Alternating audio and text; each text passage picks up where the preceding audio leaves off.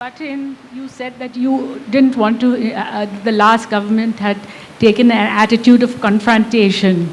But many have questioned the decision that of your government that the leader of the Congress party should not be declared the leader of the opposition in the Lok Sabha.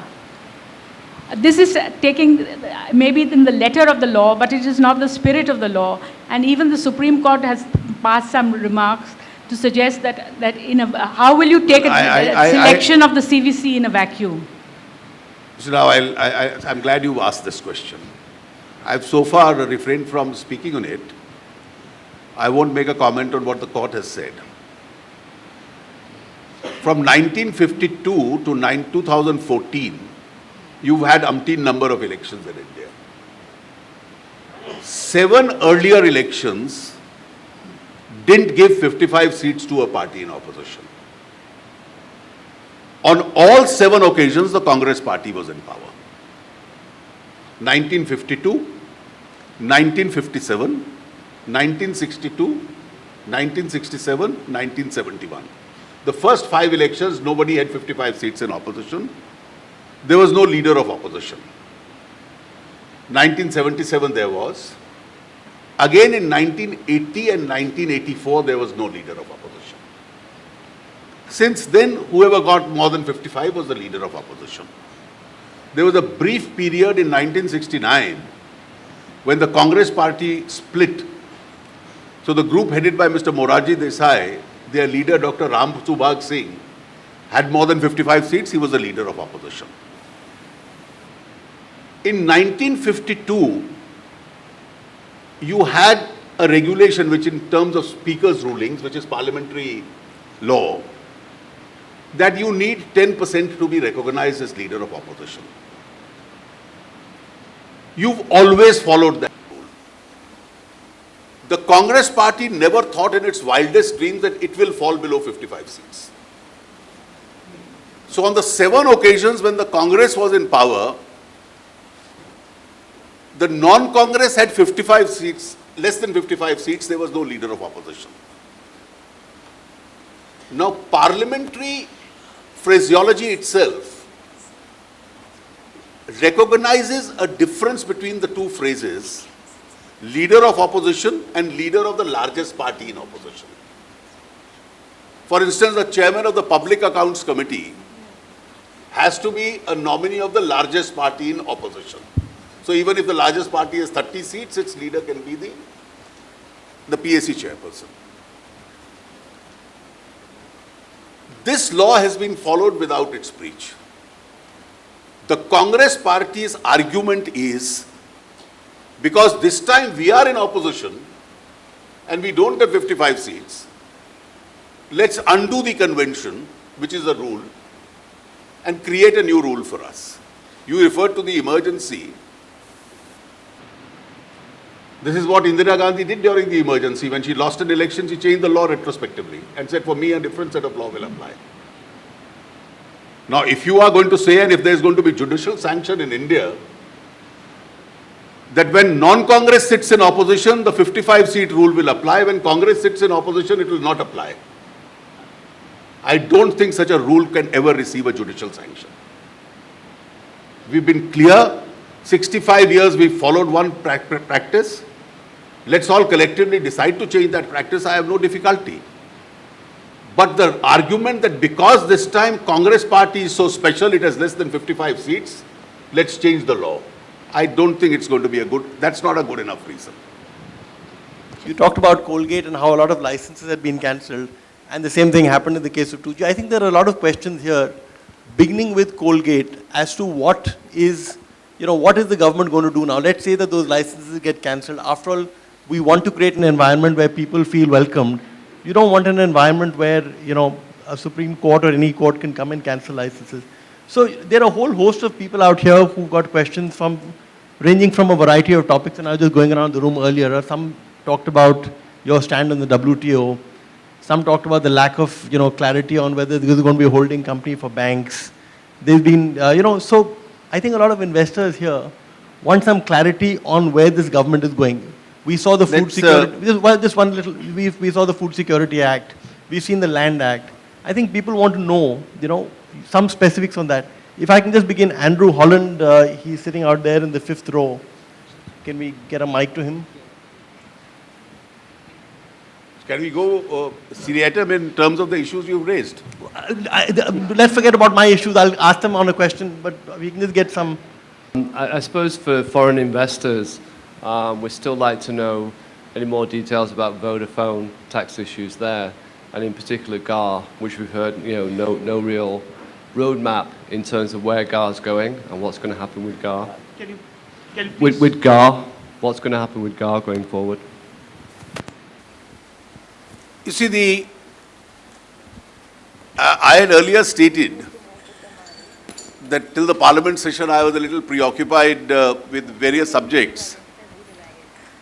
And since the last government had decided that the avoidance rules would come into play by the 1st of April 2015, I had not had an opportunity to really reflect on that issue. I've started doing that. And whether in the present shape or in some other shape, we'll take a decision. I'm going to be fairly open about it. Conventionally, in India, avoidance without breaking the law was considered permissible even by the courts in taxation matters. Thereafter, world over, the thinking process has changed. And you have some form of avoidance rules in a very large number of countries itself. Now, in what manner they are going to apply, I won't be in a position to make a statement right now because we are in the process of re-examining it. But I can tell you that what had been planned by the previous government is being revisited. What we decide at the end of that, I can't make a firm statement on this. There is no sanctity about the date. So we'll take a view on the date itself, as also on the subject matter of what we are to do in that. We in Arun, in HDFC, we have very large number of foreign institutional investors, almost 75%, and most of them have 1.5%, nothing major. So one of the couple of concerns they have, and a number of them meet us and visit us, is the WTO stand. What the government of India had committed previously, the present government has gone totally against it, and there's a huge disappointment in Europe and America, particularly with the corporates, that we were on the verge of finalizing it after so many years, and now again it has been stalled. And we are getting a bad name for that. That is one. The second question... Deepak, yeah. It's a subject that requires a little explanation. Okay, sure. So I'll first answer that. You see, let's have a relook at where the WTO stands today.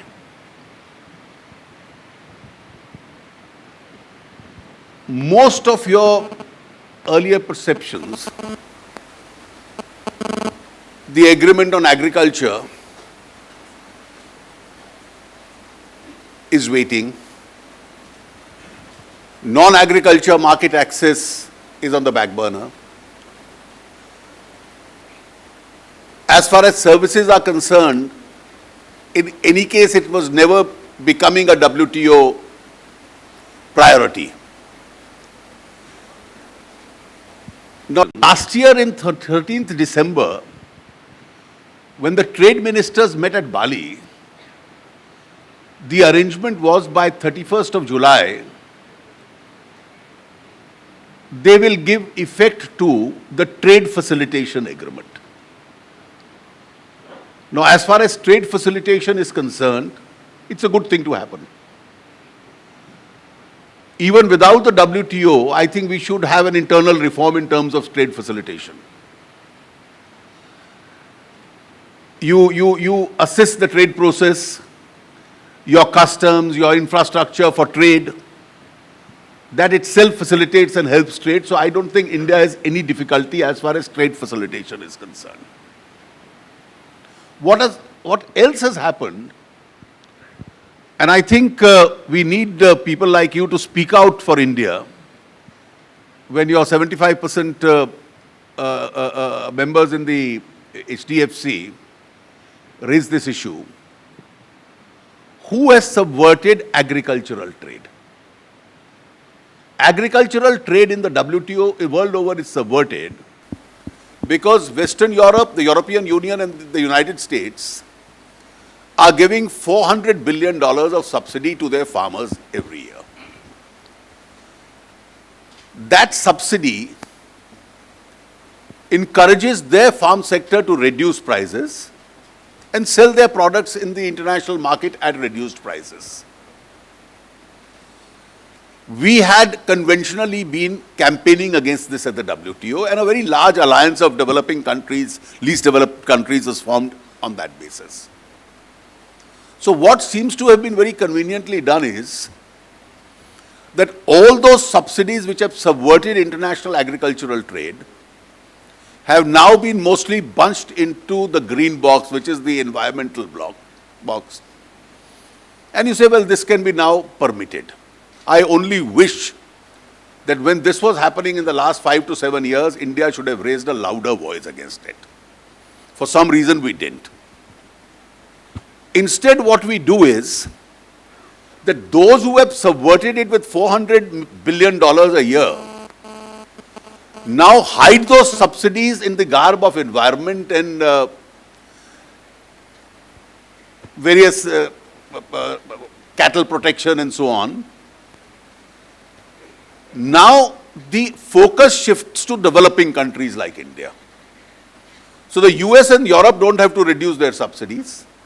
What is it we are subsidizing? Because they subsidize their farmers, the Indian subsistence farmer cannot go and sell his agricultural product in the global market. He can't compete with their prices because their prices are subsidized, they're very low. So he has to dump everything into the domestic market. As a result of which he is driven to starvation because he doesn't get the prices. Why are Indian farmers committing suicide? Because their costs are higher, their money that they receive is much lower. So to prevent the Indian farmer from going into a distress, the government of India through the food agencies, FCI, starts buying their products. The state governments buy it, the FCI buys it. These are stocked, and to our tribals and other poor people, these are now distributed at 1 rupee and 2 rupees a kilogram. That's how we are running our food safety programs. You ignore what Western Europe and America have done. All right, we'll shut our eyes because the previous government did not project. Now the focus is, if the quantum of assistance that we indirectly give to our farmer through these stock holdings is 10% or more of the 1986 price of food production in India, we violate the WTO guidelines, which effectively means India must stop buying through FCI from its farmers, so you don't have food stocks there and you therefore abandon your food security programs. What were we doing at Bali when this was being done? And we came back home and tom-tommed Bali as a great victory. The day Bali agreement was entered into, within 2 days I had written a blog. I was writing a blog regularly those days, which I don't write now. And I had said, if Bali is accepted, the farce we have enacted by a Food Security Act stands repealed. Because you won't have food to distribute to your poor. So all that we have done is that Bali was an imperfect agreement. All that we are doing is, and we'll be failing in our duty if we didn't do that, please go ahead with trade facilitation. The Bali Accord says there'll be a peace clause for 5 years, and we will come to a final settlement on the food stock holdings agreement. If you peace clause in WTO means that we won't litigate against each other. We won't be taken to the dispute redressal mechanism. That is only for 5 years. All that we told, and when the US Secretary of State and day before yesterday, the Vice President of England, the Deputy Prime Minister of England asked me, and I said our only case is this 5-year peace clause, that's no dispute, should be linked to the resolution of the food security program, the stockholding program. Now that will get over in 5 years, and your dispute won't be settled for the next 10 years, which means after 5 years, India has to stop buying from its farmers and stop distributing food to its poor. And we are being accused, oh, be good to the Americans, be good to the Europeans, they don't like you because you are going to help the poor in your own country. I think charity begins at home. And therefore, it's absolutely clear that there was an imperfection in Bali. It should have linked the peace clause to the dispute redressal. The peace clause should continue till the disputes are settled. And that's a clear stand the government of India has taken. Now, privately, when we tell the visiting dignitaries that this is our stand, they find it very reasonable, but I find statements in the press that they issue later on that saying that India can be more reasonable on okay, WTO. Arun, thanks. We got your point. So basically, are we given to understand that as far as food subsidies are concerned, there won't be that much of a difference between what the Congress spent and what you spent? I think, I think, Sunil, you're confusing two different issues. Our stand at the WTO doesn't mean... So what are we going to do on subsidies at home? That's a separate question. Okay. That's a separate question. So let me be very clear. I think we should now stop accepting this logic, because that's the American position or the European position, so that must be the correct position. But India, for a change, can also take a more correct position, and I think politically ours is a more correct position as far as the WTO is concerned. As far as food subsidies are concerned, I think I said so in Parliament, please link it to a larger issue of subsidies. You have 3 categories of subsidies today. You have oil, you have fertilizer, you have food. Our subsidy bill is something which we can't afford in our present planning, and therefore it has to be rationalized. You can't keep on giving an unquantified amount to an unidentifiable section of people. I said so in Parliament, I used that phrase. And that's what seems to be now happening. Therefore, subsidies as a whole, I have only 3 days ago last week appointed the Expenditure Management Commission. I had the first meeting with them day before yesterday. They are going to, by the 31st of December, come out with their first interim report. And Dr. Jalan has indicated that his first report would be on the subsidy question itself. Now, obviously, there are some people in this country below the poverty line who would be entitled to some element of subsidy, and there are many others who are not entitled to it. For instance, I asked the leader of the Congress party in the Lok Sabha during the debate whether both he and I are entitled to certain category of subsidies which we are getting. I also get subsidized gas cylinders, which I am not entitled to. Therefore, certain categories of subsidies which people are not entitled to, there is a huge space even in food subsidies for rationalization. Okay.